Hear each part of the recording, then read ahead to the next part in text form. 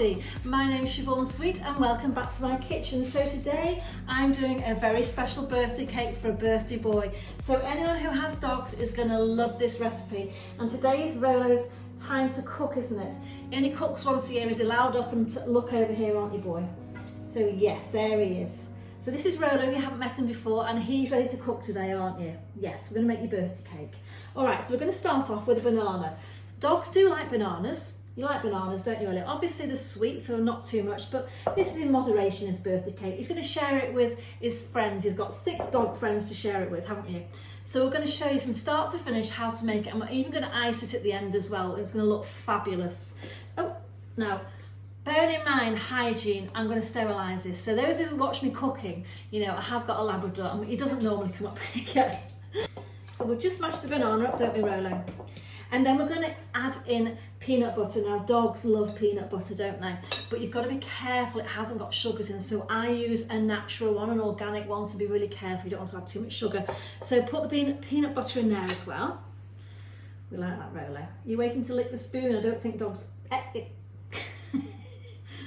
Health and safety and all that goes out the window today, doesn't it, Rolo? But it is birthday boy, so mash that together. This is a really, really simple recipe.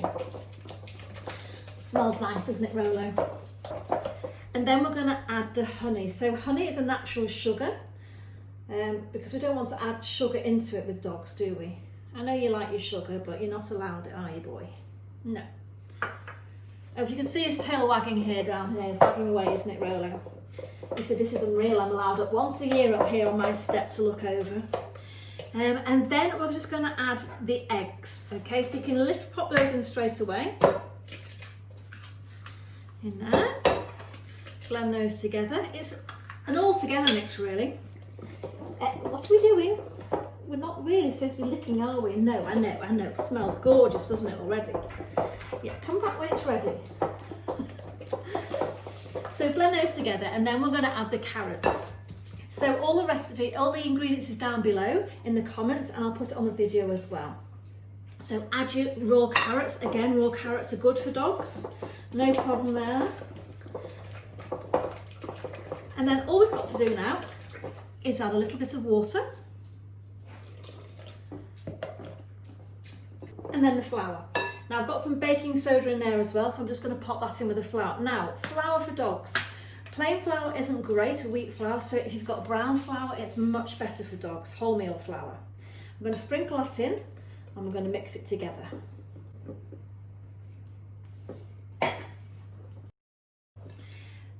That's our cake mix ready to go in the cake tin. So the cake tin I'm using today, I want a nice deep tin, because I'm going to put bones around the edge of it when it's done, so it's going to look fabulous. Is a solid bottom. Now you can use the spring ones, it's just that that's the right size for me. So I've just put the paper in there.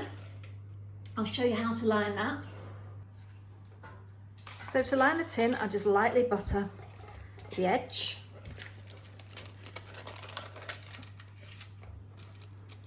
Put the circle in, and then just put a strip down the edge.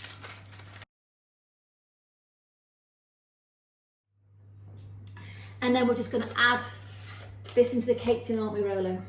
Does it smell lovely? Oh yes. You can't lick it. No, you can't. Oh, it smells lovely. That's going to go into the oven for approximately, now because it's got carrots in there, it's going to be a little bit denser than normal, so it's going to be about 25 minutes to half an hour on 170, but I'll test that. So I'd love to lick the spoon, but do you know what? It's his birthday. Shall we let him? Shall we? Yeah. What do you think, Rolo? Well, no, we don't eat the spoon. Typical Labrador. Yes.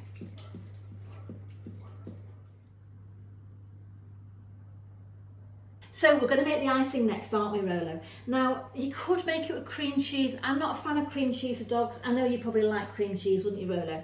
But it's not that healthy and it's expensive, so I'm going to use potatoes. So I'm going to peel some potatoes, and then I'm going to mash them up.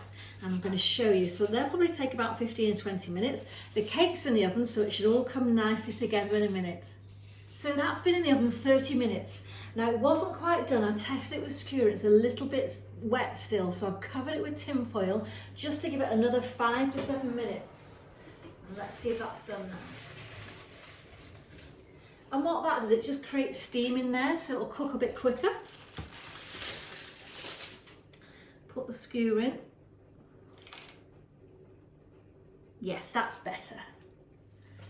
So once your potatoes are cooked, top tip, my sister-in-law Michelle told me this, is put them into your KitchenAid. It makes amazing mashed potatoes. Leave it in there for about 10 minutes. Now I've left a little drop of water in there because obviously we've got no salt, no cream, no butter going in there. It's just plain potatoes. I'm going to leave that mixing for about 10 minutes. So that mashed potato now is lovely and white. Can you see?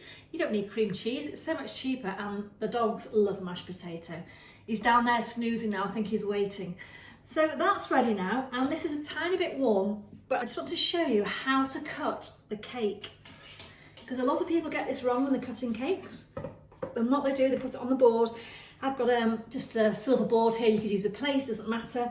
And they start cutting round as you go. If you keep your knife nice and straight and turn the cake, that way your knife's not going to go up and down. So choose a point in the middle of the cake where you want to cut, and you're just going to, that's all you're going to do, back and forth, and the cake will turn, okay, not the knife.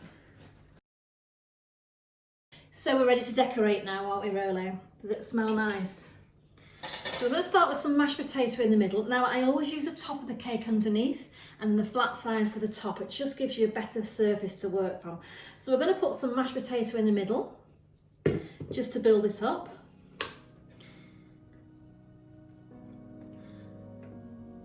You're helping, are you, Rolo? Such a help today. Oh, bit fell off there.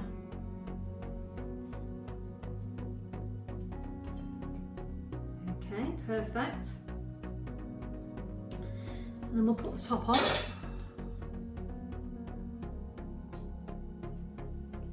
Now don't worry about these edges here, because when we put the potato on, it's all going to come together, isn't it? It's all going to taste very nice. So you could use a scraper if you want to, but I always like to use a palette knife, and you're just going to work it around the edges.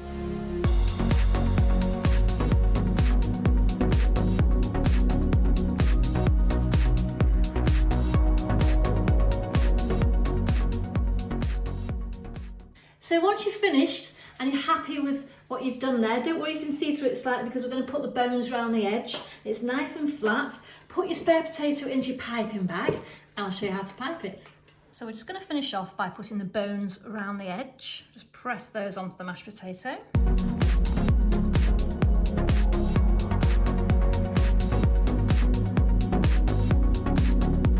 we're going to finish with these little bones.